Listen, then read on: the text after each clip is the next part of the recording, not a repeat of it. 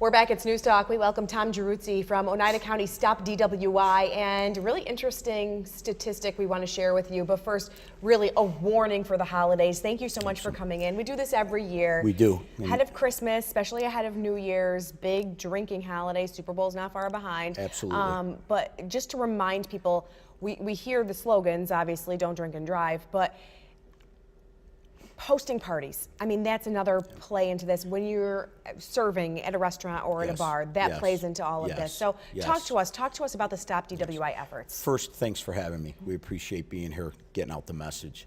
The message is really the same. And people will say, well, it's redundant, we know, but we're going to continue to repeat the message. And it's really, if you're out there celebrating with your family and friends, simply have a plan to get home safely.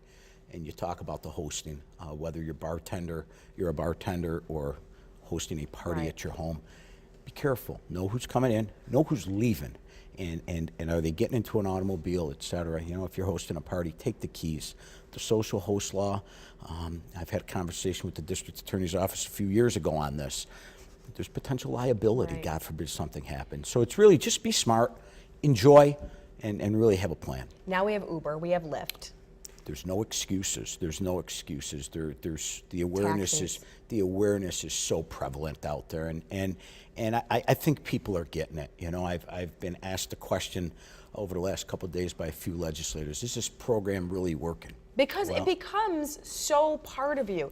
Stop DWI. Like, you hear it. You're almost numb to it. Without a question of a doubt. There's no excuse. But isn't that There's success? No excuse. That shows success. Well, I think it shows success, and I think, and I know we're going to talk about it, if you look at the numbers, and if you want to look at statistics. We're not looking for you to strain your eyes right here. Concentrate on the red, though. So 1993, all the way to the left of your screen, you're seeing, just about 1,800 arrests happening in that 1 year, and then just, follow the slope down to 2017. 540. There's a continual decline.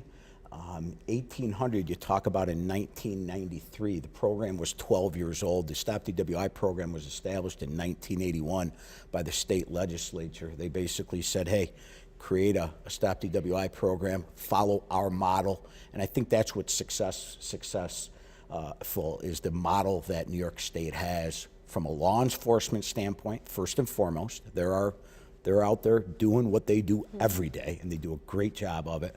But the prosecution component, the probation component, and the educational awareness program component. And County Executive Pisani is very direct with his directive.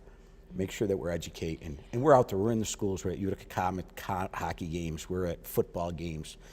Businesses. So number one, you don't want anyone dying, you don't want anybody getting hurt, number one. But secondly, the fines associated with this, something I never knew about until Stop DWI started educating people about what you face if you were in a situation. That's part of the presentation that I give into the schools, into the high schools, just 200 athletes at Utica College just last month. Is that the worst case scenario with the DWI is, God forbid, you kill somebody or hurt somebody or hurt yourself, kill yourself. But the least case scenario is you're talking about $10,000 in fines, and there's minimum, and there's no excuse for it. The education is strong, and it's gonna, and we're not going anywhere. We're not going anywhere. We need to get the number to zero. That's the goal of the program, and we're going to continue to do what we do. Thank you so much, Tom Giruzzi, Oneida County Stop DWI. Be safe this holiday season. We're back to check in with your travel forecast with Bill.